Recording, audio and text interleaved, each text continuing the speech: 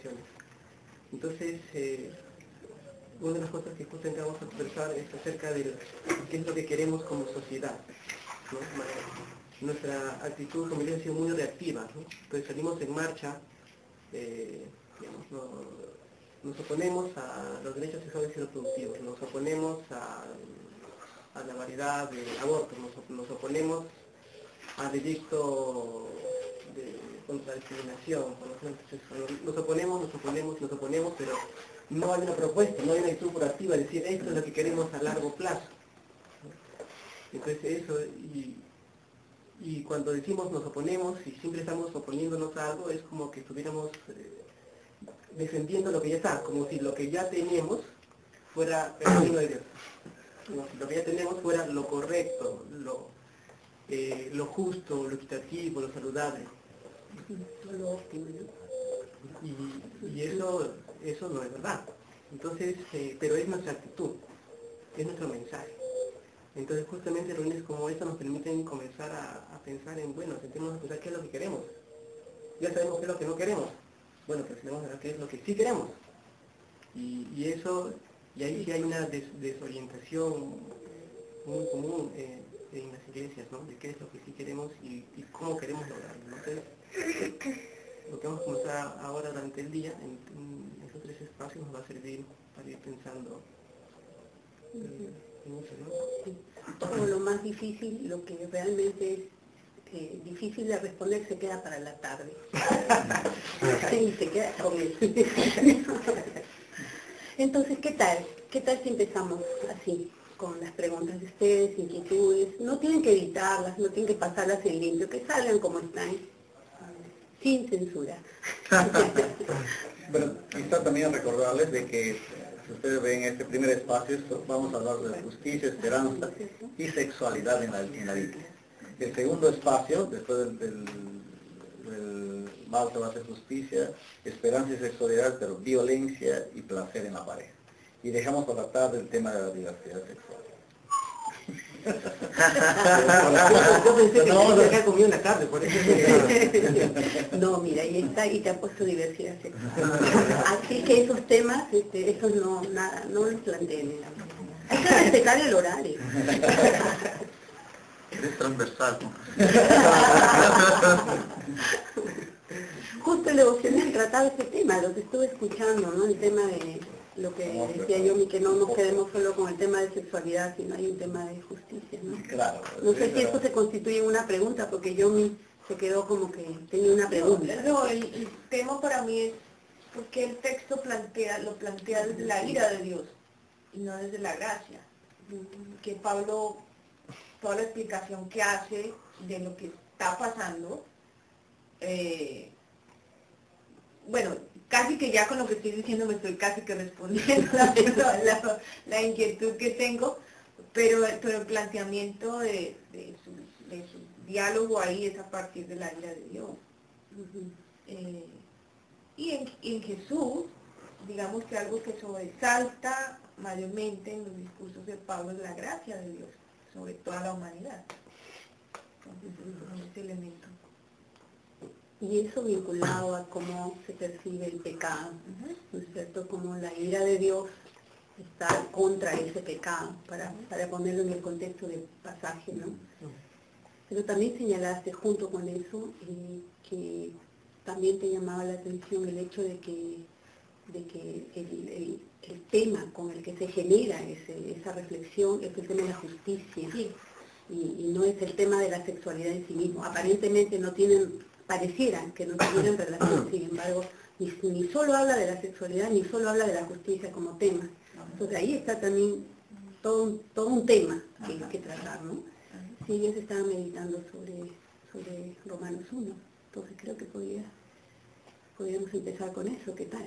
Porque eso nos da un buen paraguas teológico incluso, ¿no?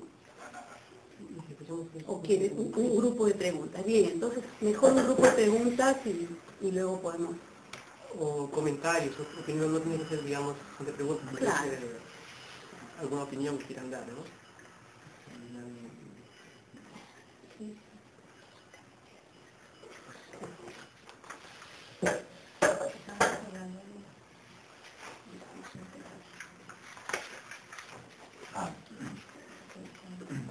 Tal vez un poco, ayer comentábamos, ¿no? Este asunto de la iglesia y el derecho a, como decía el hermano, a decir no, estamos de acuerdo, pero también es la responsabilidad de proponer, y un poco quedamos trancados ayer cuando pensábamos que la iglesia tiene autoridad para decir algo que no hace tampoco, y pedir que haga algo la sociedad, como por ejemplo, las autoridades deben prohibir que los homosexuales adopten hijos, niños de los orfanatos, pero la iglesia tampoco los adopta, ¿no? No les permite a los niños tener papás, pero tampoco les da papás la iglesia, los sigue dejando ahí sin padres. Y con todo lo que implica vivir en un orfanato, ¿no? Hablamos de los casos que son muy reales, quizás no un 100%, pero en mayoría se habla que en hogares de niños hay pues abuso sexual, hay maltrato físico, psicológico y todo lo que implica vivir en un lugar de eso. Entonces la iglesia apela solamente al argumento de decir, no está bien que lo hagan, no estamos de acuerdo, pero tampoco hace nada al respecto, no cambia la realidad de nadie, y no dice que a otros lo afecten tampoco. Es un poco ahí, cruzamos ideas y pensamos en que no hay una conciencia y tampoco hay una mirada, digamos, muy responsable ante esas problemáticas, ¿no? Es una oposición que tenemos como iglesia. Y del otro lado, también pensando un poco en la gente que es que queda al centro, ¿no? Un niño que dice, ok, voy a tener dos papás, pero viene y dice, no vas a tener un papá. Pues, ¿qué queda de ellos, no? Pues, vienen a ser, en algún sentido, los beneficiarios, pero quedan sin nada al final. Y hablábamos del caso de una muchacha que se embaraza, y la iglesia dice, no, tú no tienes que abortar, es pecado matar. Pero la iglesia, cuando la chica va a la iglesia y está embarazada, le dice a la hija, tú no te juntes con ella porque te iba a otra parte, es igual. Tu hijo no te cases con ella porque ninguna mamá o papá quiere una esposa que tuvo un hijo ya, ¿no? Entonces, así como condenamos no abortar, pero también condenamos a la mujer cuando ya está en el contexto de la iglesia. Hay discriminación y es un estigma con las personas. Cuando el rol debería ser opuesto, ¿no? Si le dirían no abortes, igual económicamente, socialmente, no se va a decir, porque estamos nosotros contigo, como iglesia. Pero no hace eso la iglesia. Entonces, hay un poco esa figura, ¿no? Para recoger, digamos que lo que planteamos es la necesidad de un discurso y una práctica integral, ¿no? De abordaje de estas temáticas de la sexualidad, complicadas, pero en donde estamos llamados a no quedarnos con un solo lado del discurso, de la posición, sino plantearnos las preguntas de, bueno, ¿cuál es un abordaje mucho más amplio como iglesia, aún yo pienso como movimientos también, de realidades como las que plantea David, en cuanto a temas de aborto, de homosexualidad, de abuso, de violencia contra la mujer, contra los niños, que necesitamos la integralidad del Evangelio ahí y una práctica también integral en donde estamos ampliando nuestro conocimiento y nuestra capacidad de misericordia también.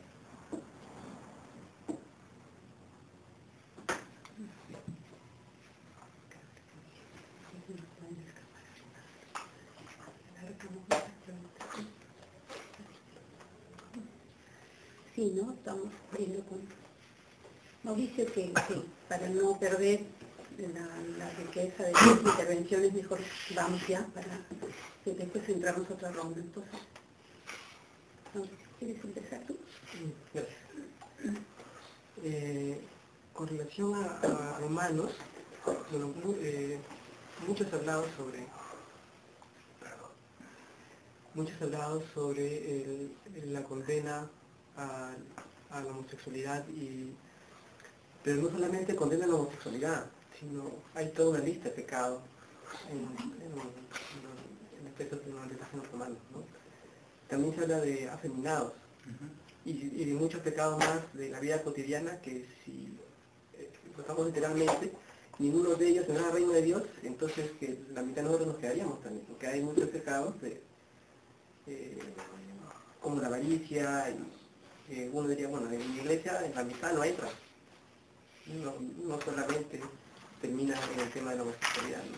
Entonces ahí hay que ver qué es lo que quiere decir Pablo en general y no recortar el texto y quedarnos con la parte de adelante, que es lo que normalmente se hace.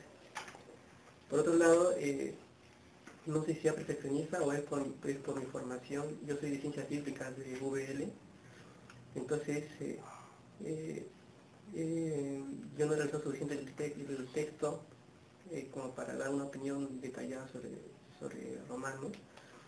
Pero en abril vamos a tener una conferencia vía Skype con Daniel Glor, profesor de VL y exégeta, y nos va a dar una clase de exégesis sobre los textos referidos a homosexualidad. De los que quieran conectarse, yo les puedo enviar la comunicación y nos conectamos. La clase va a ser desde Costa Rica y podemos hacer un diálogo interesante, porque más de una vez el diálogo sobre homosexualidad se entrampa rápidamente cuando nos dicen, bueno, pero por este cuatro es pecado, así que viene a tener. Claro, si leemos Romanos, además recortado de expresión, ¿no? Entonces sería bueno que podríamos participar de esa reunión, todavía no tiene fecha, pero yo les puedo comunicar. Por otro lado, sí, pues la iglesia arrastra un enfoque, una teología sexual construida en la Edad Media, ¿no? Que tiene un fuerte desprecio por el cuerpo y por todo lo que es el cuerpo. Estamos hablando del deseo, el placer, la sexualidad. Y eso viene de la influencia de la filosofía estoica en los primeros siglos del cristianismo, ¿no? Y de eso no nos hemos librado hasta la fecha. La Reforma Protestante significó una primera revalorización del matrimonio y la sexualidad, ¿no? Lutero era un monje agustino que se casó con una monja, y hay dos reformadores que también fueron monjes y se casaron. Y ellos oficialmente hicieron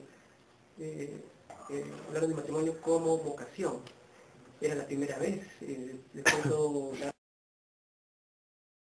David, como iglesia nos hemos opuesto a varias cosas, pero no hemos sido consecuentes en dar nuestro aporte. Y en ese aspecto, los movimientos que se llaman pro vida, que están en contra de todo tipo de aborto, incluido el aborto terapéutico, en realidad no son movimientos pro vida, sino pro nacimiento, porque la vida no solamente es nacer, ¿no es cierto? La vida, el bebé nace, para los que ya tenemos hijos, sabemos que el nacimiento solamente es el inicio, de ahí viene todo un periodo largo en donde los hijos demandan mucho. Yo tengo un niño de 7 años y sé de que demandan bastante, parte de sus hijos, ellos también, y sabemos que la vida es mucho más que el nacimiento.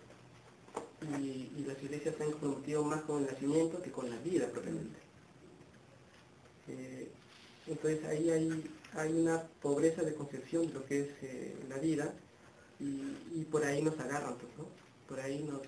Por ahí critican la posición de la mayoría de iglesias cristianas por ese argumento pro vida. Ahora, en Estados Unidos el mismo grupo que se llama pro vida y está en contra del aborto es el mismo que apoyaba la invasión Irak, ¿no? Entonces tampoco hay una coherencia, ¿no? Porque lo que está defendiendo es el nacimiento, porque el cristianismo más se ha obsesionado, diría yo, en el control de la sexualidad, ¿no? En el control de la sexualidad. Por eso es que podemos hablar de alguna manera de grandes cruzadas desde los Estados Unidos, donde hay pues un grupo evangélico fundamentalista con mucho poder y muchos recursos, que tiene el discurso antiaborto, y también, digamos, grandes cruzadas contra la masturbación, ¿no? A estas alturas de la historia me parece chistoso dedicarle tanto recurso a la masturbación, pero justamente hay una obsesión con la necesidad de controlar el deseo y el comportamiento sexual de las personas, ¿no?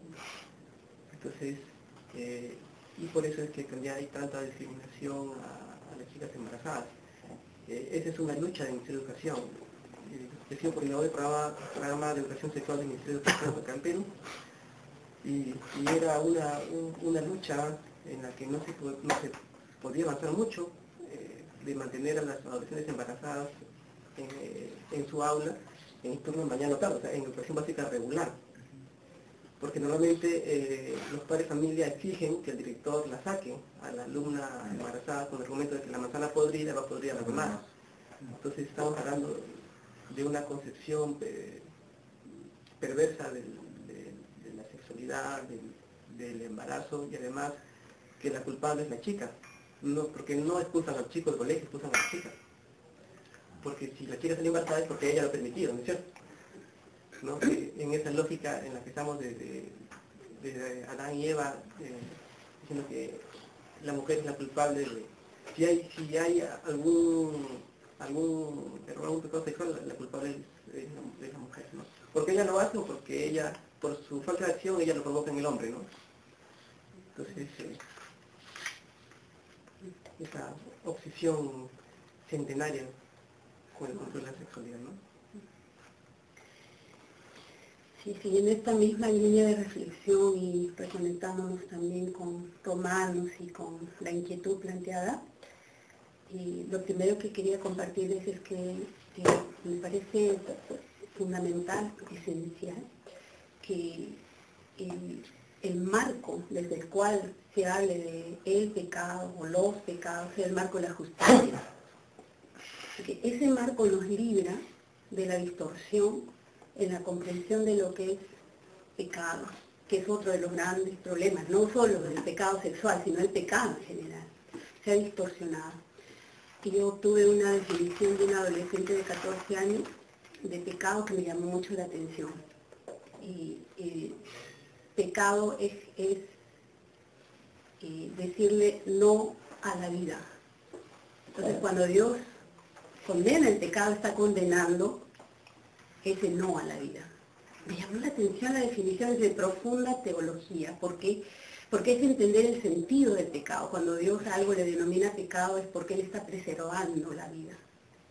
Y todo aquello que atenta contra eso se constituye en pecado. Y dado por un adolescente tiene un valor porque parte de esa búsqueda de autenticidad que es propia de ese corazón que está harto de mucho de la represión adulta, de mucho de la hipocresía social instalada, que se expresa en el campo de lo religioso, en el campo de nuestra vida cristiana, en donde se ha distorsionado el concepto de pecado. Entonces, desde ese punto de vista, el tema de la justicia, y me llamó la atención que también lo señalara y lo reiteró Yomi cuando decía, no es la sexualidad a secas, hay un tema de la justicia. Sí, pues, y creo que eso es fundamental tomarlo, ir al fondo de lo que implica la justicia, y justo es nuestro tema de esta primera parte.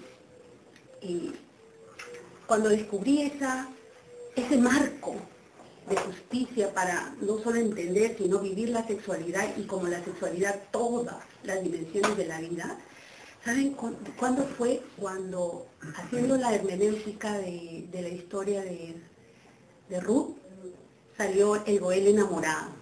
Ese Goel enamorado es una expresión de una hermenéutica que descubre una historia de amor muy, muy propia de ese contexto cultural y social. En esa historia de amor descubre una actualización, una vivencia de la justicia. Es allí, en esa historia, porque la forma como aborda Boff un mandato de la tradición, que es el mandato del goelato, por decirlo así, o sea, este rol de Goel, a él lo conecta con un acto de justicia. Y él lo vive, él conecta la pasión, la ternura con la justicia, en esa historia.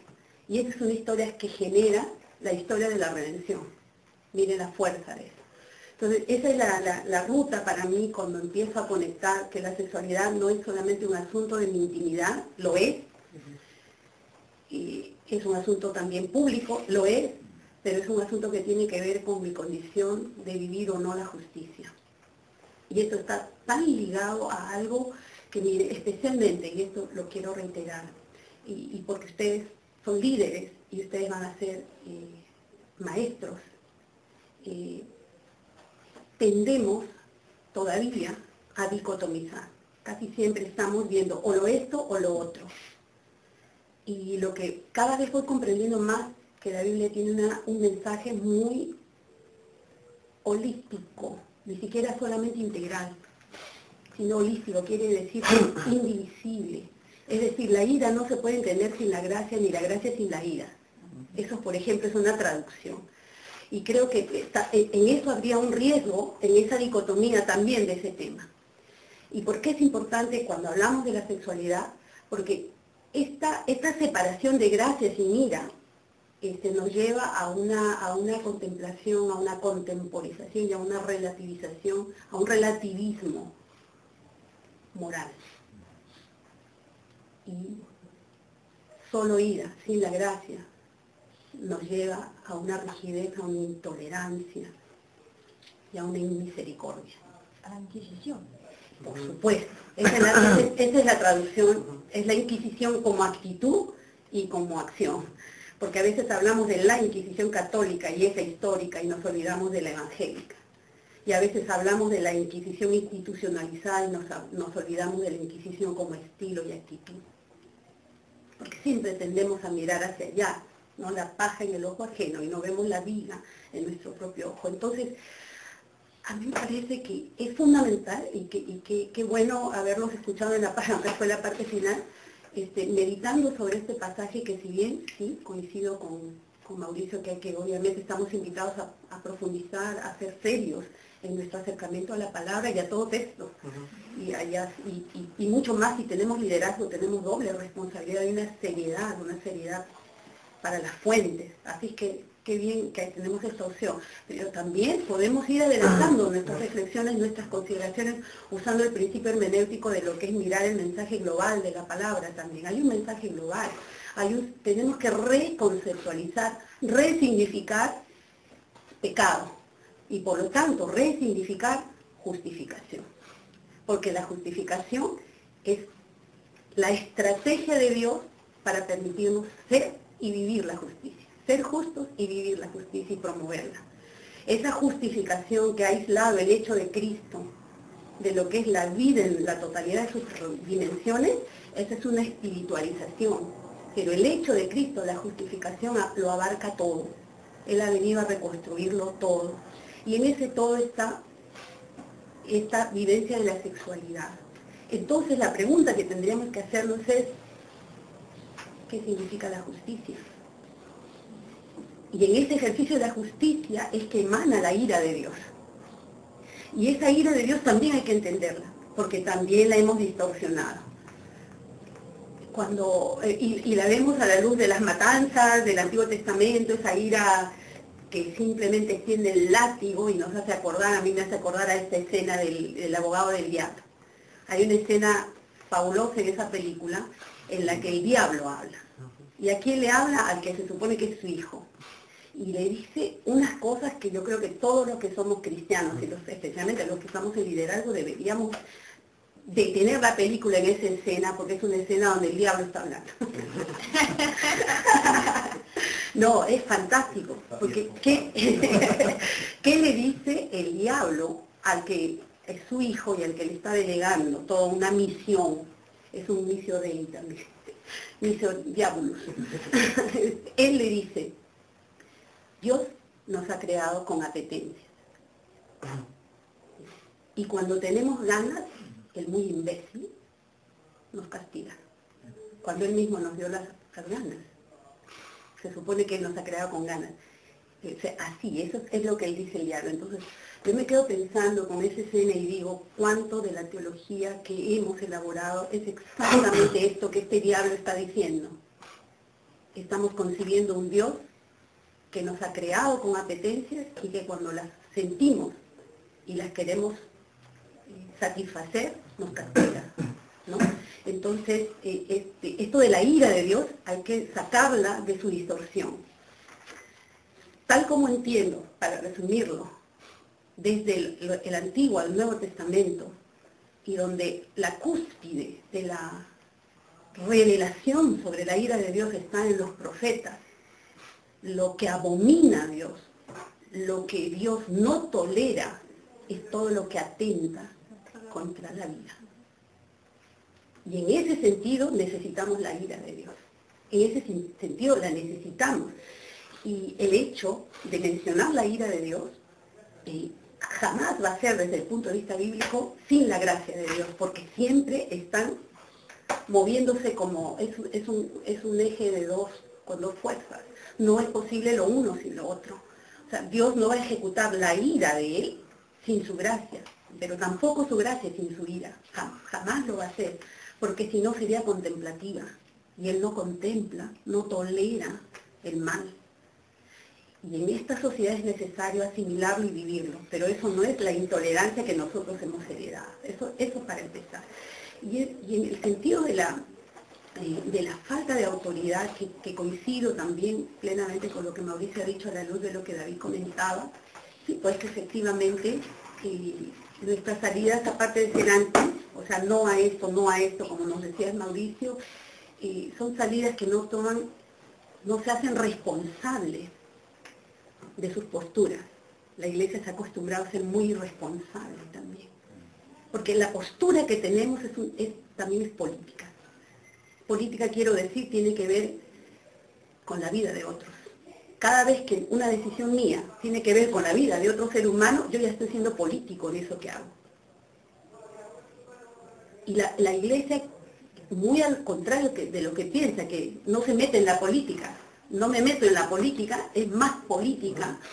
Lo que pasa es que es una política solapada, no consciente, y es necesario explicitarla y hacernos conscientes y sobre todo responsables. Entonces yo creo que a todo lo que estamos reflexionando debemos añadirle el tema de la responsabilidad de nuestras posturas y de nuestros actos políticos. Lo que yo estoy haciendo, mi mensaje, está afectando la vida de otro. Y cuanto más poder tengo, más lo afecta, más se queda vulnerable frente a mi poder. Y la Iglesia tiene mucho poder y sus líderes tienen mucho poder. Y aquí estamos ante el mal uso del poder, cuando no es responsable. Entonces, aparte de los temas que tienen que ver con lo propiamente el tema de la homosexualidad en sí, que nos demanda una seriedad de abordaje, está el tema de la ética y de la responsabilidad, de la revisión de las consecuencias de lo que decimos. Y eso va desde lo pequeño hasta lo grande. Un consejo nuestro puede ser bien irresponsable. No nos hacemos cargo de los resultados de nuestros consejos. Entonces tenemos que hacernos cargo de las consecuencias de lo que provocamos. Y tú decías, David, algo que me llamó la atención, o sea, la Iglesia, ¿cómo va a hablar de algo de lo cual no tiene autoridad, no? Y me hacías acordar, porque esto tiene varias aristas. Fíjense, cuando nace la expoerótica, nace en un encuentro de obreros continental. Habíamos estado precedidos por un taller, AGU había desarrollado un taller, me invitaron ahí, y yo estuve participando, apoyando un poquito la aplicación del taller, de este taller que era sobre sexualidad y el VIH, eso era el tema. Pero como una aplicación empiezan a surgir las grandes rutas de no ir solamente a ir cual bomberos a apagar los incendios de la sexualidad, los incendios sociales de la sexualidad, sino, como nos decía Mauricio, empezar a construir una propuesta. Ese es el espíritu de la expoerótica. El espíritu de la expoerótica es dejarnos de hablar de los grandes y graves problemas de la sexualidad para asumir el reto de construir la propuesta. Y la expoerótica es un medio de comunicación de esa propuesta. Y cuando se empieza a darle forma, una de las primeras cosas que fue muy clave, y que tiene mucho que ver con este tema de la cuestión de la autoridad, es esta, y que me alegra que en el programa ustedes tienen mañana revisión de la propia sexualidad de ustedes. Está en el programa, ¿no es cierto? Me parece entendible, me parece fundamental. ¿Por qué? ¿Saben qué pasa? No es solamente en los niveles que David correctamente ha denunciado, sino también en el tema de la propia sexualidad misma, de la vivencia. Y en ese sentido seguimos siendo bastante fariseicos, en que le imponemos cargas a otros que no somos capaces nosotros ni siquiera de ser conscientes, y menos de asumirlas en nosotros mismos. Entonces, una de las cosas que la expoerótica empezó a levantar, mira, justamente la honestidad es el espacio para construir una teología más saludable. Y es que estamos acostumbrados a hacer teología desde los versículos, ¿no? Este versículo dice fornicación, este versículo dice adulterio, este versículo dice el semen que cae al piso. Entonces desde ahí se hace teología, pero claro, el semen que cae al piso se referencia a Onán y también aparte de Levítico, ¿no? Entonces, Teología versicular, entonces.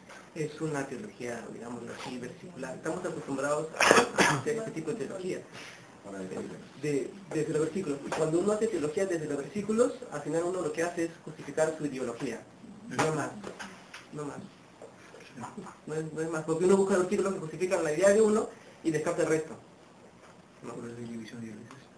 Por eso justamente es que hay Por esa división de iglesias. ¿no? Porque uno no tiene en cuenta principios, porque estamos a hacer teología desde principios, y la Biblia tiene los mismos principios de inicio a fin. Si uno agarra versículos, uno puede encontrar diferentes opiniones, porque la Biblia no la escribió Dios, la Biblia es palabra de Dios en palabra de hombres, ¿no es cierto? Entonces, hay diversas voces con distintas opiniones en diversas circunstancias, afrontando diversos problemas, diversos retos. Entonces, tenemos un pueblo en el Antiguo Testamento y un pueblo multifacético, multirregión en el Nuevo Testamento que experimenta a Dios, y ese es el registro que tenemos, ¿no? Entonces, lo que mencionaba Yomi, lo que mencionaba Iván, ¿no? La Biblia. Justamente necesitamos hacer teología de una manera contextual, y ¿qué implica eso? Pensar la Biblia como un todo, que lo mencionaba justamente a Miguel, tenerlo siempre como un todo, y dialogar con la Biblia desde nuestra experiencia como seres humanos sexuados. Entonces es un diálogo, no es cuestión de que yo encuentro un versículo y digo, ya, aquí está, entonces aquí se condena tal práctica y por lo tanto ahí está mi teología. Eso no es teología. Entonces, y ese diálogo con la Biblia produce una teología que sigue siendo un diálogo, que no produce dogma, un dogma acabado del cual saco una declaración como de una denominación por el cual la gente se va a pelear los próximos 40 años. No es esa la idea. La idea es que la teología es un diálogo siempre inacabado y que nos refleja a nosotros, que nos somos conscientes que eso que hemos escrito nos refleja a nosotros mismos, ¿no? Que no es que solo refleje la Biblia, refleja la Biblia y me refleja a mí mismo. Entonces, y nos refleja en nuestras necesidades, nos refleja en las inquietudes nuestras, y en las inquietudes que nuestra generación se permite comunicar. Que la generación anterior, la generación de mi pueblo no se permitía comunicar, ni la de mis padres, y que a nosotros sí, y que a los de ustedes más. Y justamente no hay forma de hacer una teología saludable que no sea siendo honestos, lo que mencionaba David, o sea, Yomi. Cuando yo me casé, también me di cuenta que la vida sexual era más compleja de lo que yo había pensado. Y ahí pues comencé a recordar, bueno, qué cosas he estado yo enseñando, no qué barbaridades he estado enseñando. Pobre la gente que me escuchó. Entonces, ¿por qué? Porque presentamos las cosas, o sea, presentamos la abstinencia y la esperar hasta el matrimonio como que fuera la panacea, y que si tú esperas hasta el matrimonio, de ahí en adelante toda felicidad. Y como sabe Juan, el asunto no es como sabemos todos. Pero justamente la oportunidad de casarnos es la oportunidad de ser honestos con nosotros mismos y pensar, bueno, el asunto no era como yo pensaba, pero comencemos a construir desde aquí, ¿no? Con una sinceridad radical con la pareja, buscando la ayuda pastoral, psicológica, y comenzar a construir una intimidad y que nuestra cama también refleje esos valores, esos principios del reino de Dios. Y eso justo. Y es hacer una hermenéutica, en y desde la cama, y es gestar y vivir una espiritualidad en y desde la cama. ¿Se acuerdan esa parte que dice bienaventurado sea entre todos el lecho sin mancilla? El lecho es un espacio para la gloria de Dios.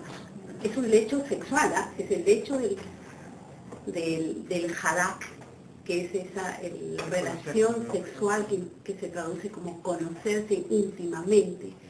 Y por eso es que a un líder, bueno, es un líder muy conocido y todo, que decía de que no le gustaba la canción de Enrique Iglesias, que dice la experiencia religiosa, ¿no? Es una experiencia religiosa, merece un aleluya si me toca.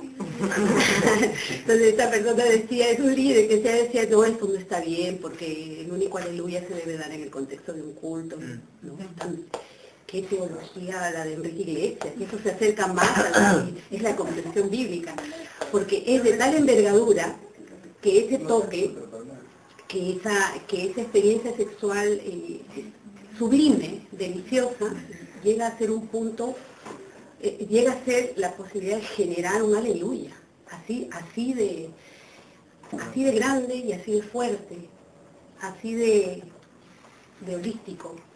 Y entonces no estamos exagerando, es por el lado de la delicia, es por el lado del disfrute, pero también es por el lado de la sanidad, el espacio donde el Señor se hace presente.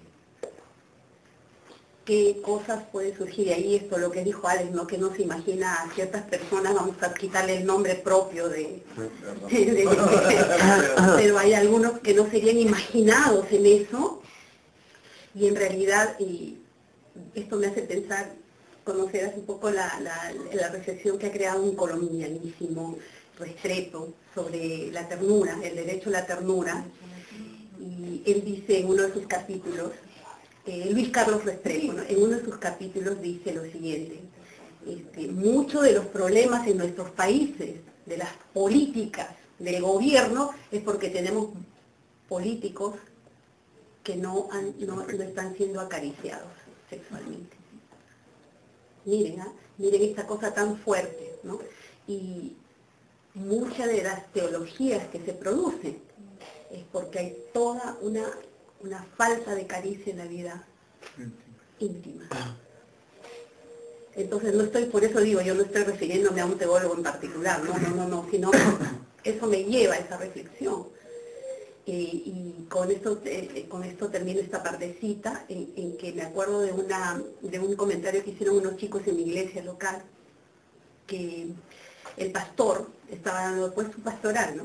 Y le dice a todos los chicos, hablando de la masturbación, ¿no? Que es el gran tema, ¿no? Uno de los grandes temas. Entonces el pastor le dice, para resolver esto, pídanle a Dios. Él les va a quitar las ganas y con eso no van a tener ningún problema de masturbación.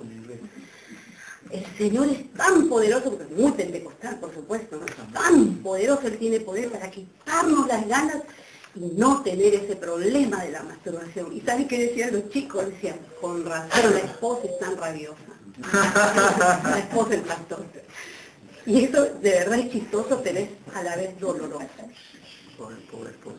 Porque si alguien piensa así y es un pastor y enseña y vive eso, entonces quiere decir de que considera una salida que Dios te quite las ganas, ¿no? Y en todo lo que eso implica, ¿no es cierto? Todo lo que eso implica.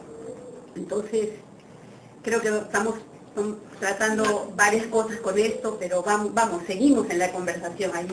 Mauricio, no sé qué quiere decir a partir de esto, y si hay nuevas preguntas también, porque de alguna manera hemos empezado con las preguntas iniciales, pero pueden haber más comentarios, más inquietudes, por favor, siéntanse libres. Nos podamos tienen Por eso estabas así, entonces tenemos que ver cuál es el gesto, porque no, estaba que hacía así, Pero está tan interesante que vamos a